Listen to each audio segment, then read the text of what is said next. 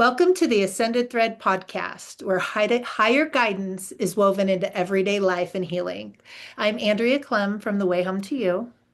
And I'm Dana Swazo with One Thread Healing. And today our guest speaker is Kiko. That's what we all call him here in the community. It's Derrick Tafoya, but we all call him Kiko. That's his name. So I'm so excited to have you, and I hope you're looking forward to this as much as I was looking forward to having you on. Yes, thank you. I'm very much looking forward to this conversation. So thank you for having me. Sure.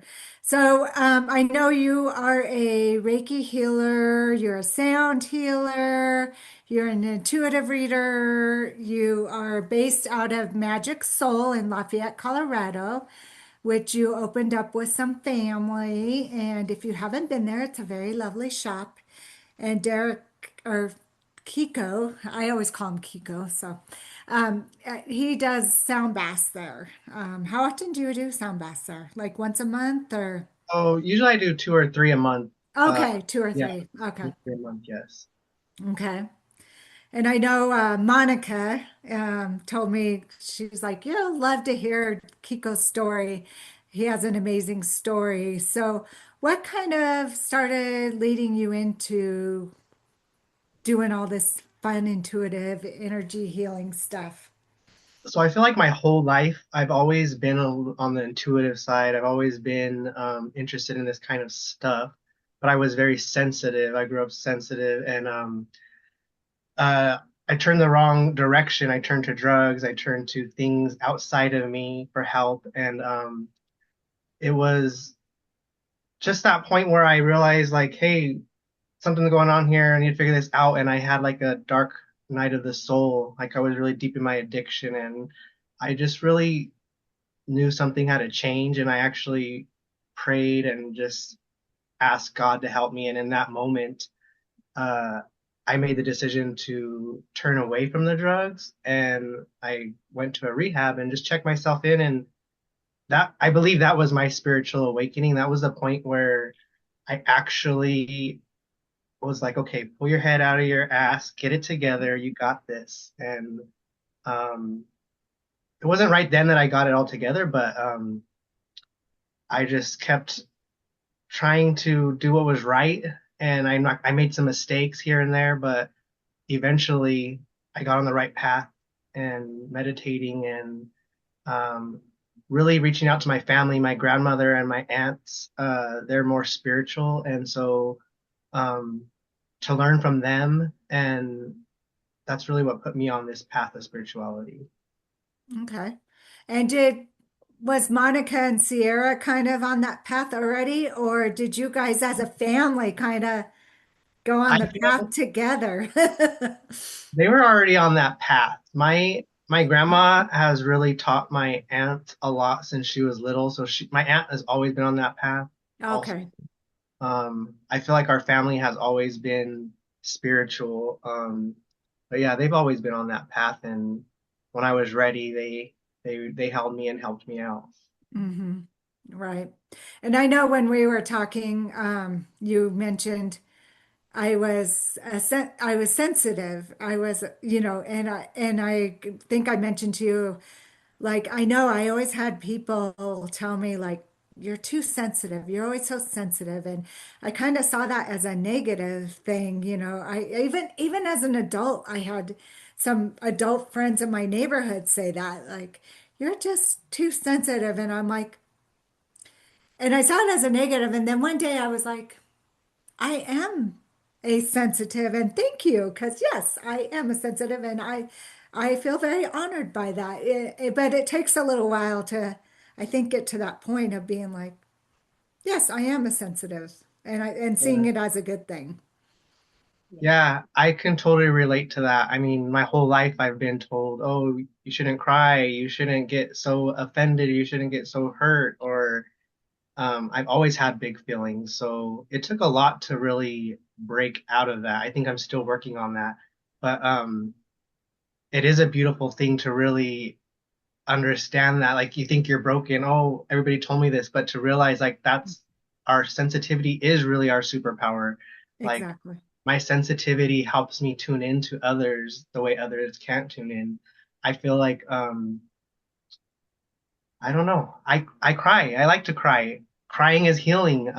Sometimes I scream, sometimes I get emotional. Like these are part of my sensitivities that come out, and I've learned to love them and accept them. And maybe my sensitivity might come out in a negative way. And what I could learn today is like I'm human, and that Mhm. sensitivity is there for a reason. Right, I'm not going to beat myself up for for the world looking differently at me. I am who I am. right. Yeah. Did you feel like you got bullied a lot as a child? I did get Because bullied a lot. Yes. Yeah. my youngest son is very empathic and very intuitive soul as well, and so he got bullied pretty much all through school. So Yeah. yeah, Yeah. and it's yeah, it's like you said, it's just you have to then realize like being okay with yourself inside versus looking to outside for validation, right? Yes. Exactly. Yeah. Yeah. Sorry, Andrea. Is there anything you wanted to ask? I feel like I'm like taking over here. Something and you got in there. Um, and now I forgot what it is, but I do feel the same way that our, really accepting our emotions and learning to feel them can be our superpowers. But beyond that, it can help, let this energy just move through our bodies. Because I feel like when we don't feel our feelings or suppress them, that's how sickness and that kind of thing happens. So teaching people to be sensitive, to lean into their emotions is an important thing too. Mhm. Yeah. So how did you get into sound healing and to Reiki? Like, what was your first experience that said, "Oh, this is the path I want to take"? Okay, so my first experience was I went and had a Reiki session done for myself. And at that point, I was freshly out of my addiction.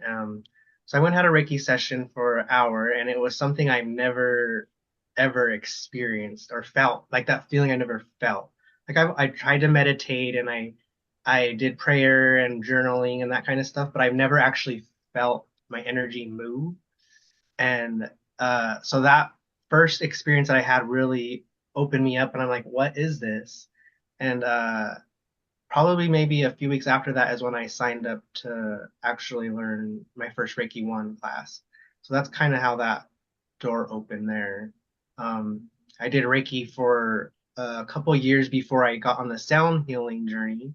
Um, I started the sound healing journey maybe in 2022, and yeah, just really got interested in the sound bowls and stuff like that. The first time I played a sound bowl, it was so cool. I just felt the playing with the mallet. I can feel the vibration like go through my hand and into my heart, and then like back out from my heart into my hand into the bowl.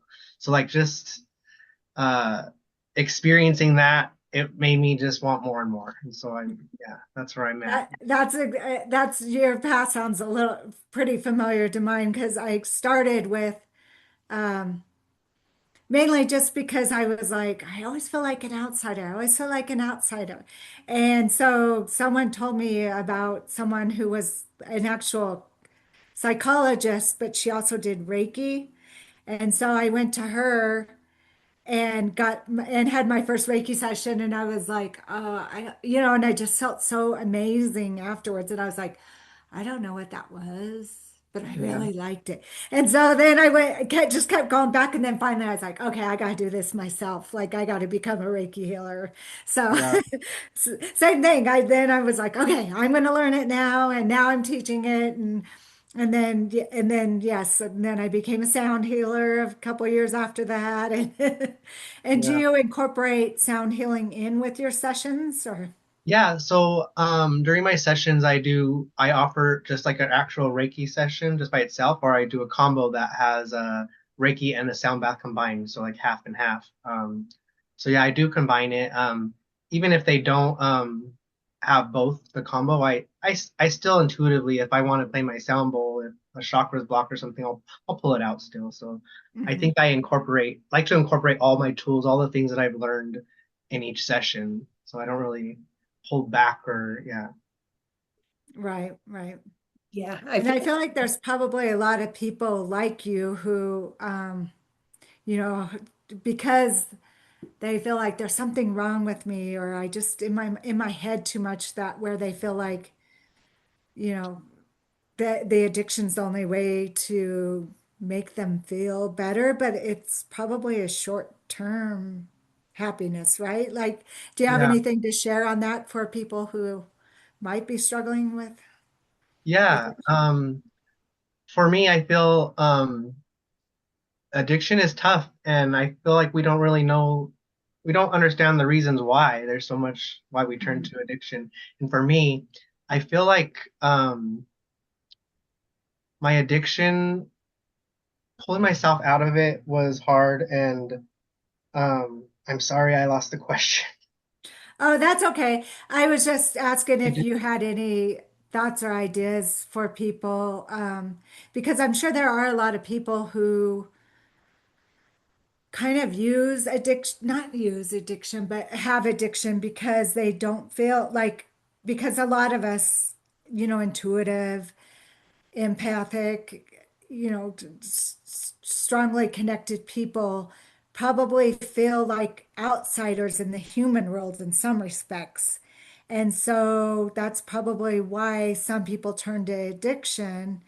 And I don't know, I just didn't know if you had any thoughts or for people who are probably struggling with that, like it's my only way to kind of get out of my head a bit.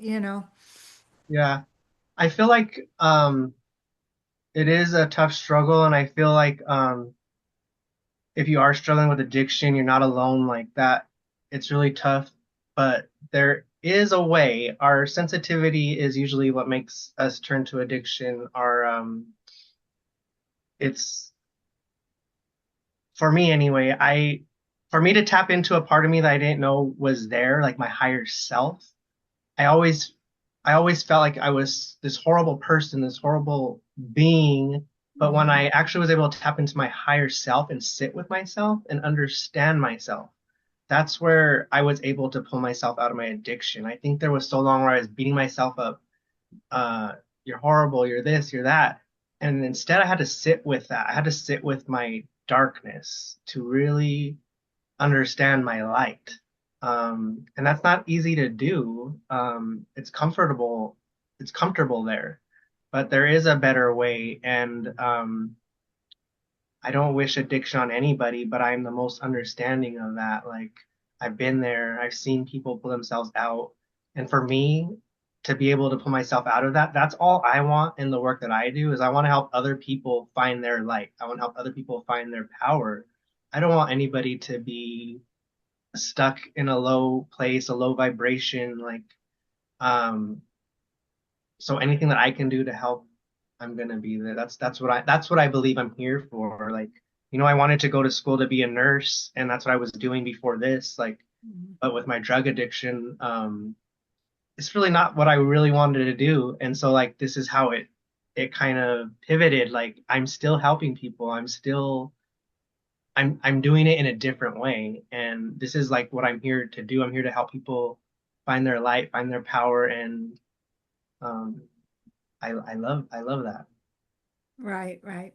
I know, because if we could see what our higher self really looks like I know it's amazing. I know and I think it's hard for us to accept that we are that, like we are that amazing, light and, power, and so that's why a lot of us kind of try to hide from it, I guess. Yeah.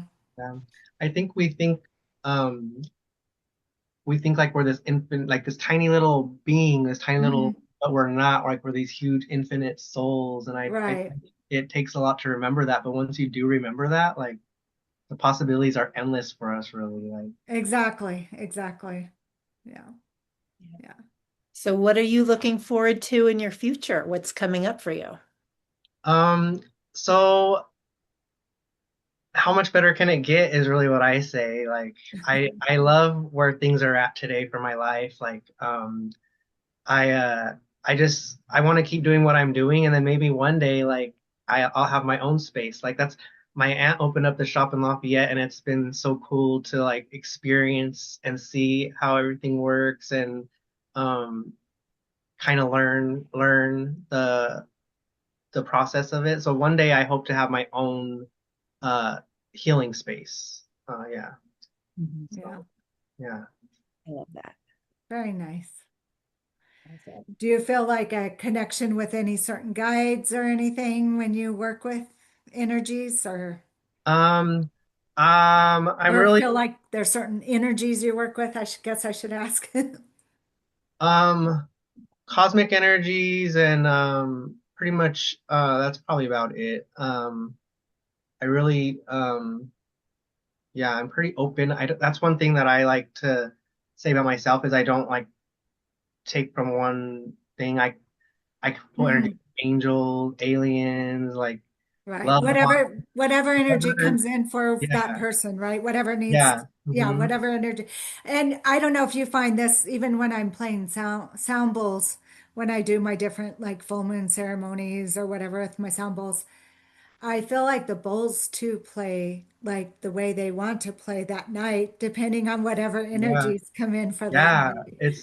That's so true. Yeah, I Yeah, believe that's true. And yeah, the bowl could sound the same one day, and then you play it for a different group of people, and it sounds differently. I do get that. exactly. Yeah, and then yeah, you notice the little change in the frequency, like when it's shifting. Like it's really cool. It's so beautiful, I think. Like yeah, Right. Because sometimes I'll be playing, I'm like, oh, okay, they're playing really soft and gentle tonight. And then the next time I'll be like, wow, we're playing yeah, like some powerful energies coming in tonight. yeah, yeah. You also do intuitive readings? Yeah, I did a course on intuitive reading, and we learned how to it's really cool because this intuitive reading that I do, it's pretty much just going in and you're not actually reading like a message. It's more of I'm intuitive reading what I see as the energy if there's something blocked. So it's more of it's just an intuitive reading, but yeah. Okay, I love that. And is that something you do with your Reiki sound sessions, or you offer that alone as well? That's alone. Okay. It's a separate, yeah. But I mean, I do get in still since I've learned how to do the intuitive reading. I do get messages still during a Reiki session, so I would consider it still part of. I guess it's part of my sessions also. Yeah, Okay, yeah, yeah. Yeah, interesting.